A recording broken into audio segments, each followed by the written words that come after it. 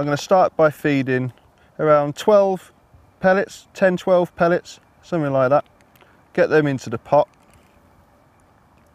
Now, an important thing to do is just to dunk them into the water, drain the water out, and that'll just ensure that every one of those pellets will sink straight away. They won't hold in the surface tension when you feed and potentially drift off out of line. And then I'm replicating what I'm feeding by putting a 6mm hard pellet on the hook. So I'm fishing and feeding exactly the same bait. There's nothing different out there which the fish can feed on which I can't catch them on. I've got a far bank marker which I'm going to line up very accurately with. I've marked the pole with Tipp-Ex so I know exactly the distance, and all I'm going to do is very accurately drop those pellets in and create an almost mini method feeder effect.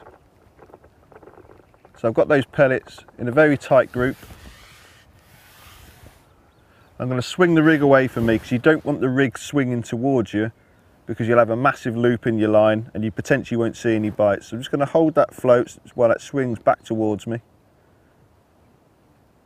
Drop that down in position. And then I'm going to use that back shot just to hold that rig in position until I get a bite, basically. I wasn't happy with how the float was sitting there. It was sitting too high in the water. I know it will sit slightly lower once the weight of the pellet is in direct contact with the float bristle. So I'm just going to lay that rig in again, just so I know the second that pellet gets touched by a fish, I'm going to see an indication. Now, as I mentioned, I've fed a small little tiny trap of pellets with the cup. Now, we're on a big venue here, which possibly isn't enough to attract fish. If there was some fish feeding fish in the area, a small cup like that would be more than enough to get an indication or a bite. But today, the fish aren't really on the feed. It's a little bit harder than I expected. So what we're going to have to do is attract some fish into the peg, let them know where we're fishing. And you can only do that with noise. So all I'm going to do is throw 2, maybe 3 pellets over the top of that line every few minutes, just to create a little bit of noise to let some feeding fish know where the bait is, basically.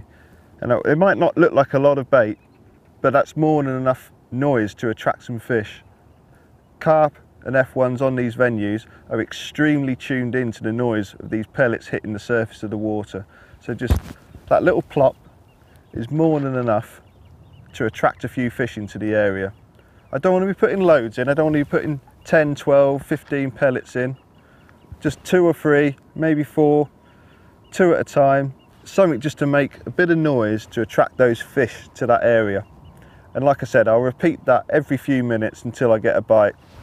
If I was to put 15, 20 in at a time, by the time 10, 15 minutes has passed, all of a sudden I've got 50, 60 pellets on the floor, on the deck, sorry,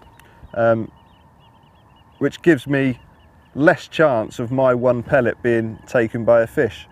So it's all about just managing your peg, not putting too much bait in and waiting for that bite. Like I said, you're fishing exactly the same bait on the hook to what you're feeding when fishing hard pellets. So if there are feeding fish in your peg, you will get a bite. So all we're going to do now is wait for a bite every couple of minutes, introduce a few free offerings, and then once we hook a fish, we'll go back out with our little trap. So there we go, straight into a fish. Didn't take very long at all. If I'd have been fishing, well, feeding this line for ages and ages and ages all day, 3 hours, I can guarantee, unless you're on a red letter day, hardly any of that bait would have been fed upon until the fish were ready to feed.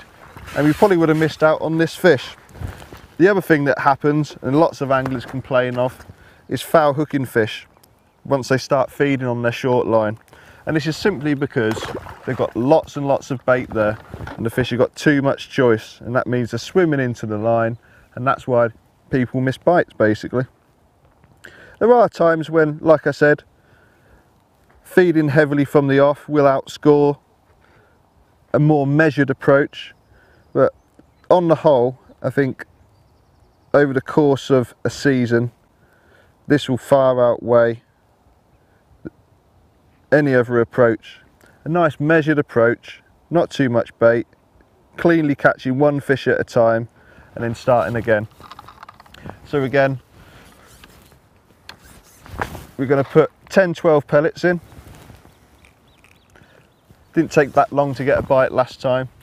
Now what I'm going to do now is assume that the majority of those pellets that I fed initially have been eaten during the course of me getting that bite, and literally start again with my little trap.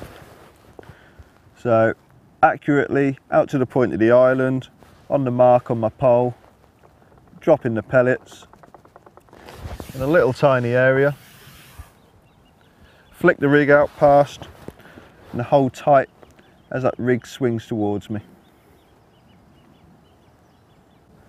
So that rig's sitting a little bit lower this time, so I'm just going to lift it up ever so slightly, drop it back down, and now that's ready to sit there and wait for a bite.